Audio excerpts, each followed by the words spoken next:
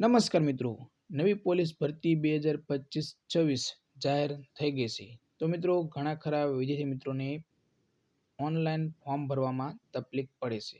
તો મિત્રો આજે આપણે તમને જે પોલીસ ભરતી 2025-26 જાહેર થઈ છે, તો તમે મિત્રો શું ઘરે બેઠા ઓનલાઈન ફોર્મ તમારા ફોનમાં ભરી શકો? તો મિત્રો હા, તમે ઓનલાઈન તમારા ઘરે બેઠા તમે તમારા ફોન દ્વારા ઓનલાઈન ફોર્મ ભરી શકો. તો કેવી રીતે તમે ભરી શકો એ બધી જ માહિતી તમને મિત્રો આપણે આ વિડીયોમાં જણાવવાના છીએ. તો ખાસ એકવાર આ વિડીયો સંપૂર્ણ જોઈ લેવો, તમને ખૂબ જ બધી જ સારી રીતે જાણકારી આપણે આપવાનો પ્રયત્ન કરશું. તો મિત્રો કેવી રીતે ફોર્મ ભરવું તેની સંપૂર્ણ માહિતી મિત્રો તમને આ વિડીયોમાં મળી રહેશે. કયા કયા ડોક્યુમેન્ટ જોઈએ તમારે ઓનલાઈન ફોર્મ ભરવા માટે, અને ફોર્મ ભરવામાં જો તમારે ભૂલ થઈ હોય તો શું કરવું એ બધી જ માહિતી તમને આ વિડીયોમાં મળી રહેશે. તો ચાલો મિત્રો આપણે વિડીયો શરૂ કરીએ. તો સૌ પ્રથમ તો મિત્રો તમારે ગૂગલ ઉપર સર્ચ કરવાનું છે ઓજસ. ઓજસ સર્ચ કરશો એટલે મિત્રો તમારે ઓજસની વેબસાઇટ ઓપન થઈ જશે. ઓજસની વેબસાઇટ ઓપન થયા બાદ મિત્રો તમારે જો તમે ઓજસમાં રજિસ્ટ્રેશન કરેલું હશે તો મિત્રો તમારે દાખલ કરવાનું રહેશે. તો એના પહેલાં મિત્રો તમારે કરંટ એન્વાયરમેન્ટ આવશે ઓપ્શન, જે તમને હું દર્શાવું છું કે કરંટ એન્વાયરમેન્ટ. તો મિત્રો અહીં તમારે જે દર્શાવવામાં આવ્યું છે અહીં તમારે વ્યૂ ઉપર ક્લિક કરવાનું રહેશે. વ્યૂ ઓલ ત્યાં દર્શાવશે એટલે મિત્રો આગળ એક વેબસાઇટ ઓપન થશે. ત્યાં તમારે મિત્રો ગુજરાત પોલીસ રિક્રુટમેન્ટ બોર્ડ અહીં તમારે સિલેક્ટ કરવાનું રહેશે. એ સિલેક્ટ કરશો એટલે મિત્રો અપ્લાય ઉપર સિલેક્ટ કરવાનું રહેશે. અપ્લાય ઉપર ક્લિક કરશો એટલે અપ્લાય નાવ ઉપર. પછી મિત્રો તમારે જો ઓજસમાં રજિસ્ટ્રેશન કરેલું હશે તો મિત્રો તમારે ઓજસનો રજિસ્ટ્રેશન નંબર દાખલ કરવાનો રહેશે અને તમારી જન્મ તારીખ. જો તમે ઓજસ ઉપર રજિસ્ટ્રેશન કરેલું નથી તો મિત્રો તમે શું કરી શકો? તો મિત્રો સ્કીપ ઉપર તમે સિલેક્ટ કરીને તમે આગળ વધી શકો છો. સ્કીપ કરશો એટલે કે મિત્રો તમારે શેમાં ફોર્મ ભરવું છે, પીએસઆઈ, લોકરક્ષક અથવા તો બંનેમાં તમારે ઓનલાઈન ફોર્મ ભરવું છે. અહીં તમને ઓપ્શન આપેલા છે 3 તો મિત્રો તમારે જો બંનેમાં ફોર્મ ભરવું હોય તો બોથ ઉપર સિલેક્ટ કરવાનું રહેશે. બોથ ઉપર સિલેક્ટ કર્યા બાદ તમારે મિત્રો આગળની પ્રોસેસ શું રહેશે? તો આગળની પ્રોસેસ તમારી અહીં તમારે ટાઇટલમાં આવશે મિસ્ટર અથવા તો મિસ, એટલે કે તમે પુરુષ અથવા સ્ત્રી એ પ્રમાણે તમે ફોર્મ તમારું ભરી શકો છો. બાકી તમારું અહીં સરનેમ આવશે, અહીં તમારું નામ આવશે, અહીં તમારા ફાધરનું નામ આવશે, અહીં તમારા મધરનું નામ આવશે. હવે મિત્રો અહીં તમારું જે જેન્ડર ફિમેલ હોય તો ફિમેલ અને પુરુષ હોય તો પુરુષ ઉપર સિલેક્ટ કરવાનું રહેશે. અહીં તમારી જન્મ તારીખ દાખલ કરવાની રહેશે. અહીં તમે મેરિડ છો કે અનમેરિડ એ દાખલ કરવાની રહેશે.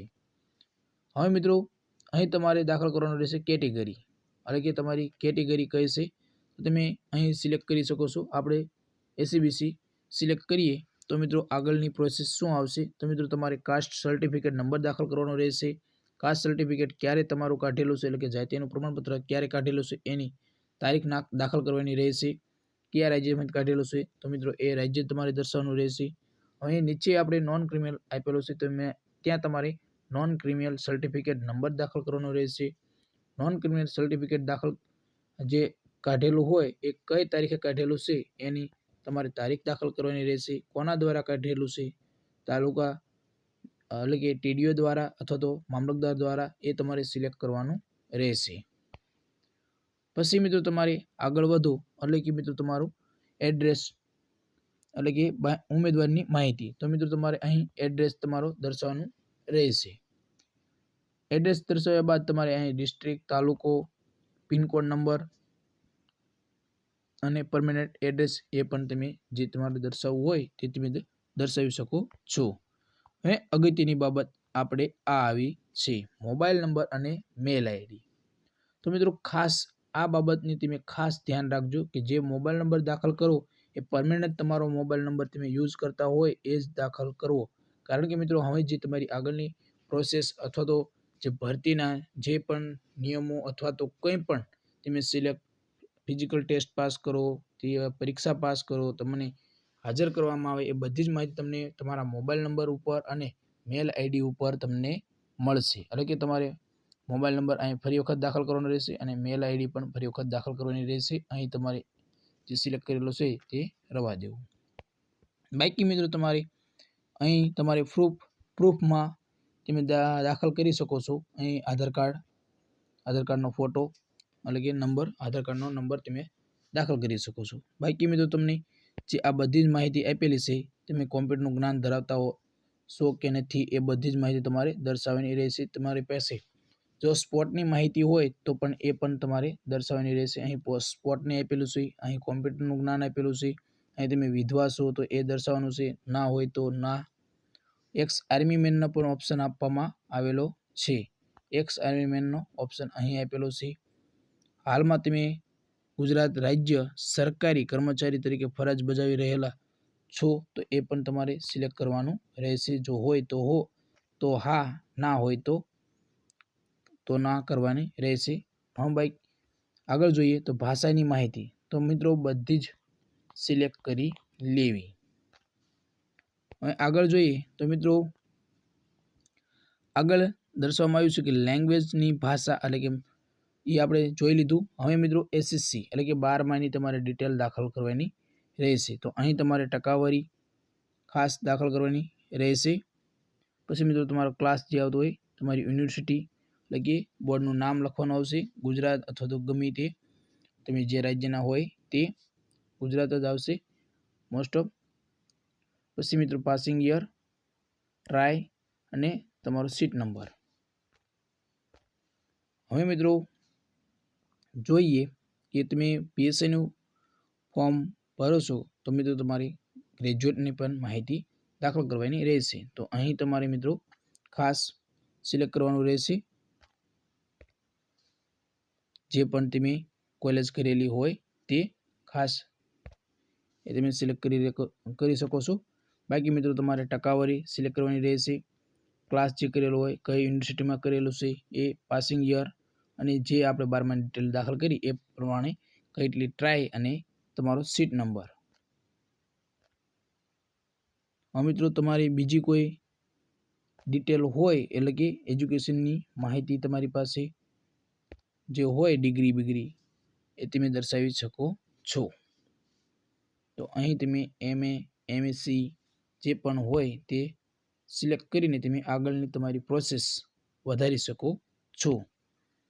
પછી મિત્રો તમારે અહીં નીચે આપણને આપેલું છે કે સેવ અને યસ ત્યાં દાખલ કરશો એટલે કે મિત્રો તમે આગળના ઓપ્શન ઉપર તમે જતા રહેશો. એટલે કે તમે હવે તમારે શું કરવાનું રહેશે તો આગળ તમારે ફી ભરવાની રહેશે અને અપલોડ ઉપર તમે સિલેક્ટ કરશો. ખાસ મિત્રો ઉપર ઓપ્શન અપલોડનો આપેલો છે. અહીં અપલોડના ઉપર તમે સિલેક્ટ કરશો એટલે કે મિત્રો તમારે સિગ્નેચર અને ફોટો તમારે દાખલ કરવાનો રહેશે. એ મિત્રો 15 KB થી વધારે હોવો જોઈએ નહીં. ખાસ 15 KB થી વધારે ના હોવો જોઈએ. હવે તમારે જો તમે ઓપન કેટેગરીના છો તમારે તો 100 રૂપિયા ફી ભરવાની રહેશે. ખાસ એ ફીનો ઓપ્શન પણ તમને આપેલો છે. હવે મિત્રો તમે જે આગળની પ્રોસેસ કરી નાખી પછી મિત્રો ઓનલાઈન એપ્લિકેશન આપેલું છે ઓપ્શન, ઓનલાઈન એપ્લિકેશન. તો ત્યાં તમે સિલેક્ટ કરશો એટલે મિત્રો તમે ક્યાં આગળ જે કન્ફર્મ તમે અરજી કરવા માંગો છો અથવા તો પ્રિન્ટ કાઢવા માંગો છો તમારા ફોર્મની એ બધી જ માહિતી તમને અહીં મળી રહેશે. હવે તો આપણે કન્ફર્મ કરવું છે તો તમારે કન્ફર્મ ઉપર સિલેક્ટ કરવાનું રહેશે. અહીં સિલેક્ટ કરશો એટલે તમારું ફોર્મ કન્ફર્મ થઈ જશે ને તમારે કન્ફર્મેશન નંબર પણ તમને મળી રહેશે. પ્રિન્ટ પણ તમારે કઢવી લેવી. તમે જે ફોર્મ ભર્યું હોય તે એ બધી જ માહિતી તમને મિત્રો આપણે જણાવી દીધી છે. હવે જો તમને કંઈ પ્રશ્ન થાય તો મિત્રો તમે કોમેન્ટ બોક્સમાં જઈને કોમેન્ટ કરી શકો છો. બાકી મિત્રો તમારે ઓનલાઈન ફોર્મ ભરવામાં કાંઈ ભૂલ થઈ હોય તો મિત્રો ખાસ ઓપન કેટેગરીના વિદ્યાર્થી મિત્રો હોય અને તમે કન્ફર્મ તમે કરી દીધું હોય તો મિત્રો તમારે નવેસરથી બીજું તમે ફોર્મ ભરી શકો છો. બાકી ઓબીસીના વિદ્યાર્થી મિત્રો છે જે ઓપન કેટેગરીના વિદ્યાર્થી મિત્રો છે એમને ફરીવાર 100 રૂપિયા ભરવા પડે. બાકી જે કેટેગરીને ફી નથી એ મિત્રો જે સેલું લાસ્ટ ફોર્મ ભરશે એ જ તમારું માન્ય રખાશે, એટલે એવું કહેવામાં આવેલું છે. તો મિત્રો તમે જે ઓનલાઈન ફોર્મ છેલ્લું ભરશો એ જ માન્ય રાખશે. તો મિત્રો ખાસ જે છેલ્લું ભરો એ ભૂલ ના કરતા, એટલું હું તમને જણાવું છું. બાકી મિત્રો તમે ઓનલાઈન ફોર્મમાં કાંઈ ભૂલ થઈ હોય તો તમે બીજી વાર ઓનલાઈન ફોર્મ ભરી શકો છો. એકવાર તમારું ઓનલાઈન ફોર્મ ભરીને તમારે પ્રિન્ટ જોઈ લેવાની છે કે કાંઈ ભૂલ છે નહીં ને. એ ખાસ અવશ્ય એક બાબત ધ્યાન રાખવાની છે કે તમે જે એજ્યુકેશનની ડિટેલ દાખલ કરો ને એમાં જ કંઈ ભૂલ હોવી જોઈએ નહીં. બાકી મિત્રો બીજી કંઈ ભૂલ હોય તો મિત્રો તમે સોગંદનામું પણ કરી શકો છો. બાકી એજ્યુકેશનની ડિટેલ નોન ક્રિમિનલ જાતિનું જે હોય એમાં તમે કોઈ જ છેડછાડ કરી શકતા નથી, એટલે કે બદલાવ કરી શકતા નથી. તો મિત્રો ખાસ આપણે બને ત્યાં સુધી કોઈ જ ફોર્મમાં ભૂલ રાખવાની નથી થતી. તો હવે કાંઈ પ્રશ્ન તમને જો થતા હોય તો તમે કોમેન્ટ બોક્સમાં જઈને કોમેન્ટ કરી શકો છો. બાકી આપણે ટેલિગ્રામ ચેનલ છે જેની લિંક વિડીયોના ડિસ્ક્રિપ્શનમાં આપેલી છે. તો આજે જ ટેલિગ્રામ ચેનલમાં જોડાઈ જાય, તમને ખૂબ જ ઉપયોગી બનશે. તો જય હિન્દ મિત્રો.